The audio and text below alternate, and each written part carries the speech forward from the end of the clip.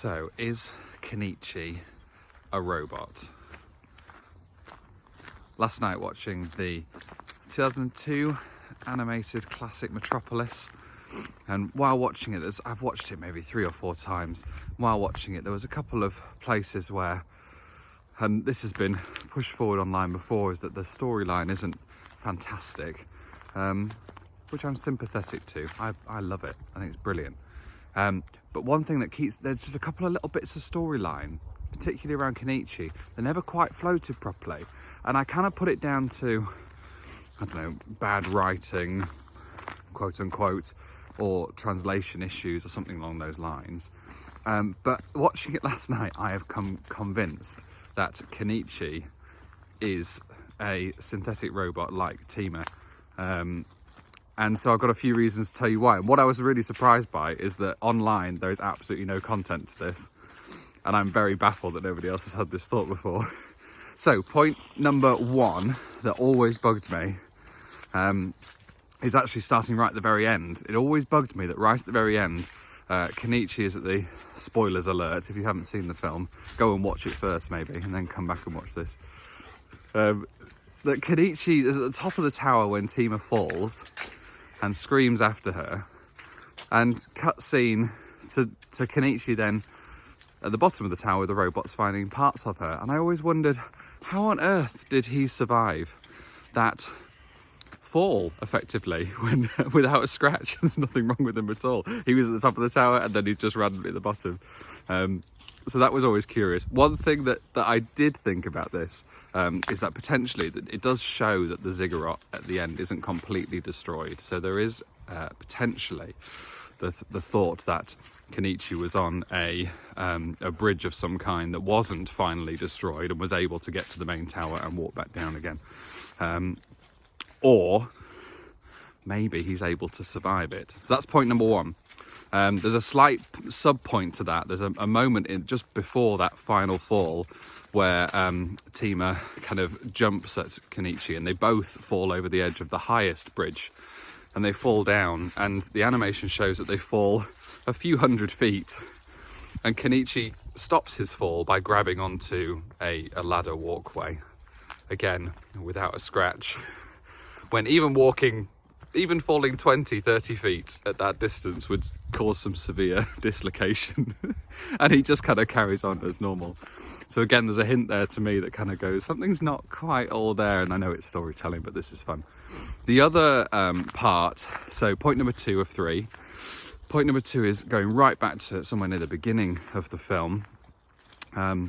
Is again, there's a moment where just after Kenichi has discovered Tima after the fire, right at the beginning, Professor Lawton's factory burns down, Kenichi discovers Tima, and they both fall into a grate, into a sewage system.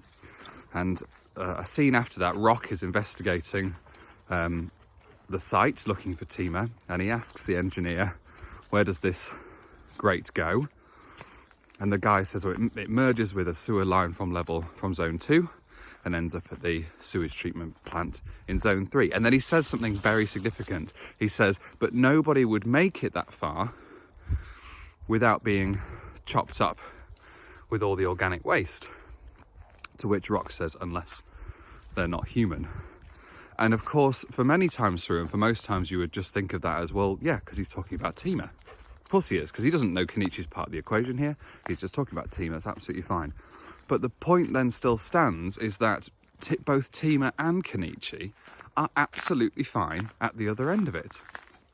And this brought up a second kind of sub-thought plot here, is that the following scene from them falling into the sewage system is Tima, one of the first times Tima's seen recharging from the sun. She's stood up, recharging in the sunlight.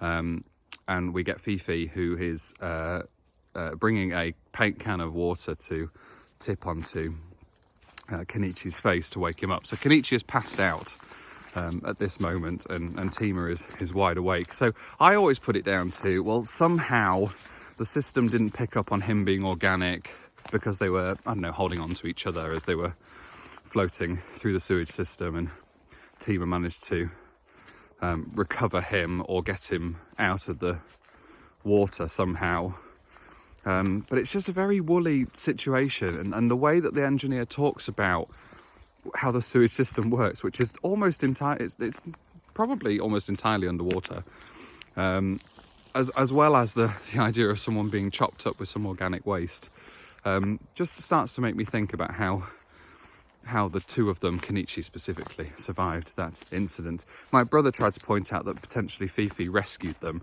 I don't quite see that storyline flowing. I think Fifi was very excited that they were there, but I don't think Fifi rescued them. There's no reason why a robot would see two quote-unquote humans floating down the river and go outside of its programming to go in and get them.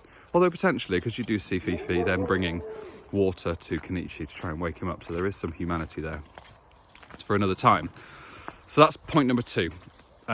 Point number 3, this is the absolute clincher, and I've always brushed over this line. This one is the winner for me. About 2/3 of the way through the film, it is a moment where Shinsaku-ban and Tima, so Shinsaku-ban has rescued Tima, and they're in the train carriage, and Shinsaku's wearing that awesome dressing gown that I want to know where you can buy it. So Shinsaku-ban and Tima, and Shinsaku-ban's primary goal is to find Kenichi.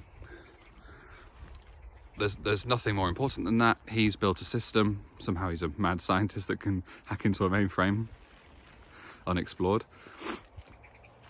Hacks into the mainframe, and his primary focus is to use Tima to find Kenichi. So he doesn't massively care what Tima knows. Although he's compassionate, there isn't a prior motive that says to Shinsaku-ban he must protect Tima from the truth of her robotic origin or not.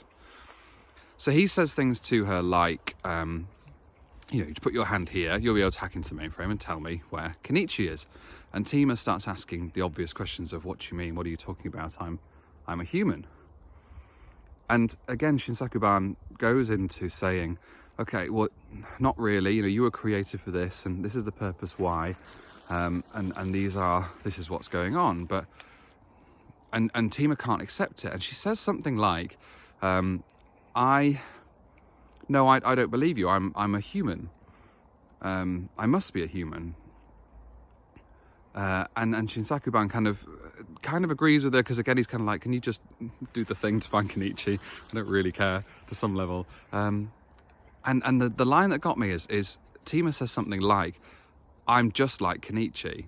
She says, no, I'm human like Kenichi. Or she says something, she doesn't quite say it like that. I'm so-and-so like Kenichi. And Shinsaku kind of smiles and says, yes, like Kenichi. And then blows over it. And I always noticed that line, and I always excused it as either A, bad translation, it's very possible, I'm watching the English dub here, but also potentially there's a line here that says, is he just kind of humouring her to try and get her to just do the job? He's like, yeah, like, stop talking about this now. We need you to do what's going on. But it does suddenly open up for me. If that line, Shinsaku-ban saying to Tima, yes, you are like Kenichi. If that line is genuine about her origins, in terms of that she is obviously robotic and therefore Kenichi is too, then it fits. It just lands in that scene. It makes a lot more sense. And it opens up a lot more about the kind of creepy background of Shinsaku-ban and Kenichi, this very bad uncle situation. He's a dreadful uncle, just bringing his nephew to Metropolis from Japan/Tokyo. I think we get a reference to both, which tells us that Metropolis is not only not Tokyo, but it's also not Japan, wherever it may be. And yeah, it opens up all of that, the background of those guys, of how they got there, of what they're all about, of why he then leaves him behind. But the argument that if Kenichi is a android, is a synthetic robot, then of course Shinsaku-ban will be absolutely fine with all of this. He'd be like, yeah, he's a robot. Nothing is going to go wrong. He can stay. He can do what he wants to do. There's absolutely no issues.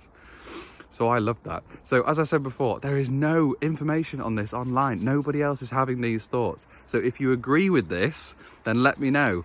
Stick a comment down below. I'm trying to prove to my brother that I'm not the only one that thinks this. But yeah, I'd love to know your thoughts about this, or any kind of contrary piece of information, or any additional piece of information that you may have noticed that add to this theory.